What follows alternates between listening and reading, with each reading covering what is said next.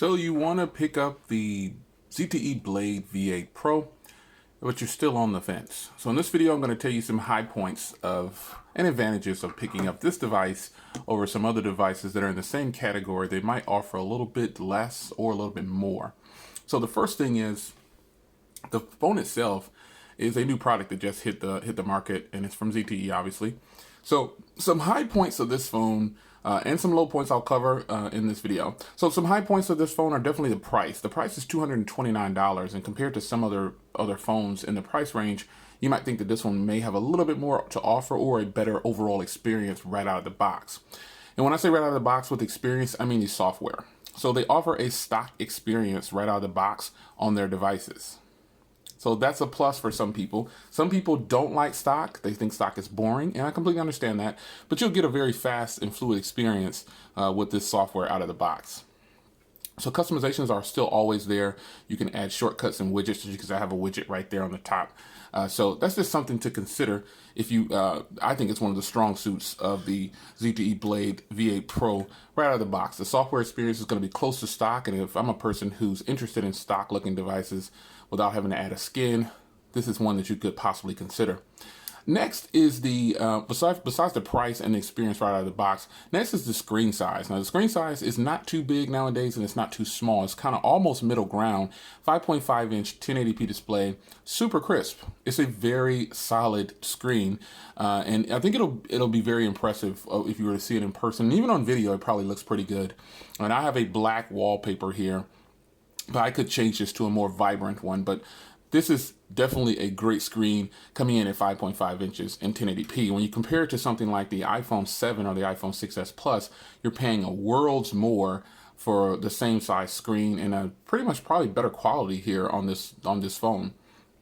Next, something you should consider as a high point for this phone is definitely going to be the build quality. Now, the build quality on here is subjective, but this phone does have a metal chassis with chamfered edges, and it's a great design. And on the back here, instead of them doing a metal back or just a straight polycarbonate back, they went with a grippy, rubbery, textured back. Now, some people have some concerns about the design, but it's going to be one of those ones that you just get it in hand, use it for a week or two, and it'll probably change your mind, because even though I have the official ZTE case, a lot of times I have it just like this because the phone is so grippy and it just feels really good. And the chamfered edges, I think some people might be focusing on the back a little too much, because the design of the phone, you can see chamfered edges in a metal chassis, which when you think about that price point, you're getting a heck of a lot. So build quality on here, which includes a fingerprint reader on the front. So that's something to consider. Some people don't like fingerprint readers on the back.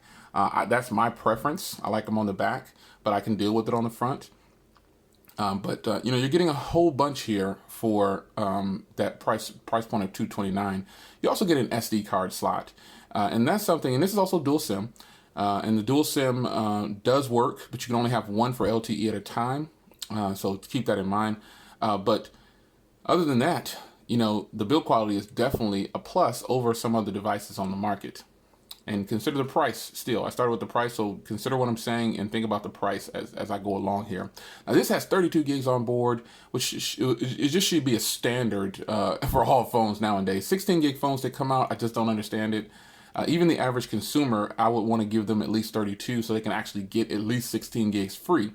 And most 32 gig phones have 22 gigs or at least 20 gigs free, which is more than enough for the average consumer. This phone also has 3 gigs of RAM, so that's what it's going to use that to make the phone's performance, coupled with the 625 processor from Snapdragon. Those two things together, 3 gigs of RAM with a 625 processor, is a huge plus for this device. I would definitely recommend the 625 processor over a lot of other devices currently. If a phone has a 625 processor, I think you really should consider it, especially for performance and day-to-day use and battery efficiency, which is what I'm getting into next. This phone has a 3140 milliamp hour battery, but that doesn't really say much. So let me show you what kind of performance you could possibly get from this battery. Now I'm at 49%, and I've got 4 hours and 35 minutes of screen on time.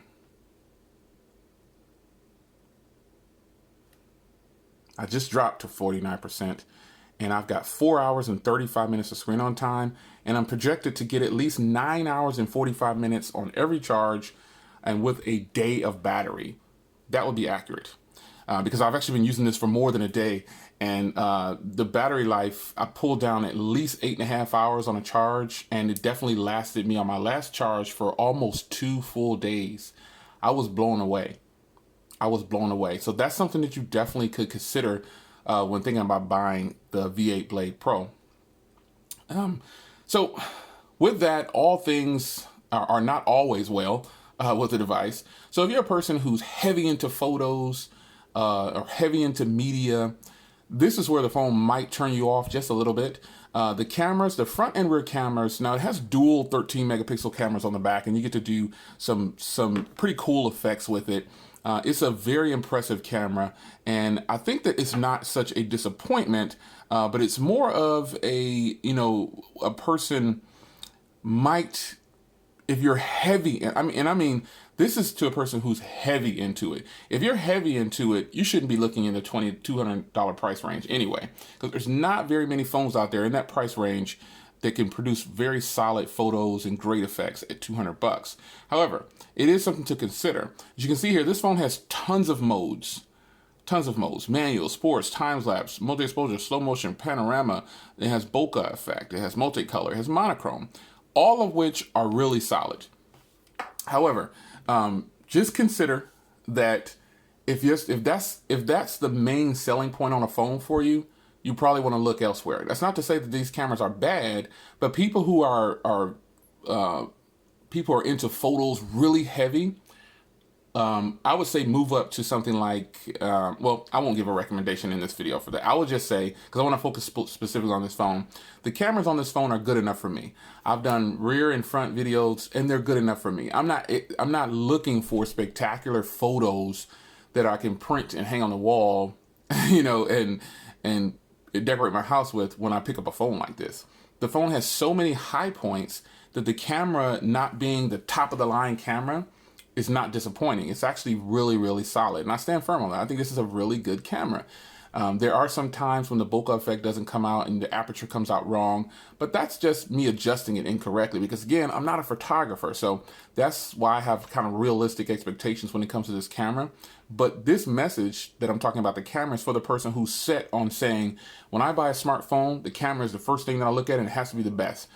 Look elsewhere, because you'll probably find flaws in this camera that the average consumer won't find flaws in. Like I said, I think the camera is great, but a person who's dedicated to photos, who owns a DSLR and they're looking for have a DSLR in their pocket, look elsewhere. Next, another drawback that you might find with this camera is the speaker quality. So if you're a media head or an audiophile is what they call them, this looks beautiful, and a lot of cell phones are doing this. It's not just ZTE. This phone has these dual grills down here, but one is just a microphone and one is a speaker. And this speaker is definitely on the weak side. I've said that in multiple videos, but I still have people ask me, how's the speaker? You should do a speaker test. There's no need to do a speaker test because the speaker on this phone is just not strong.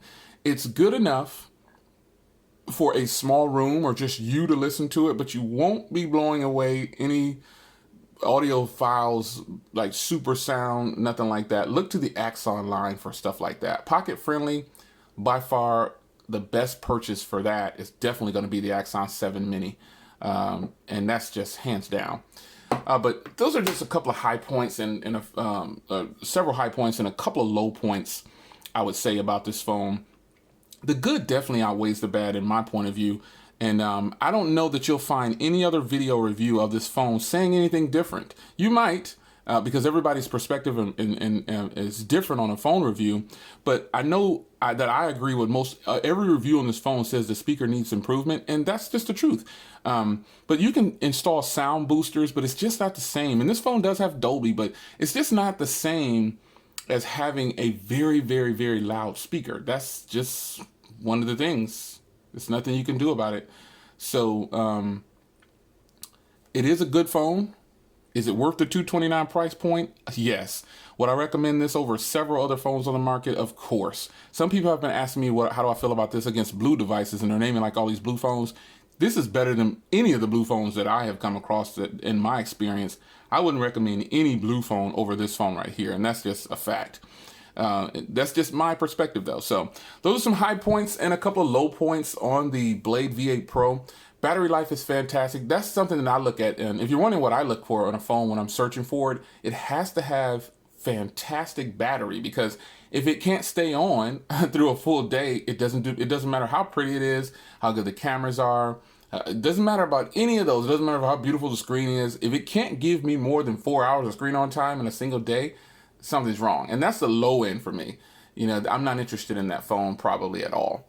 So high points, low points, Blade V8 Pro. It's your man Jay Will. Should you buy it? That's the question.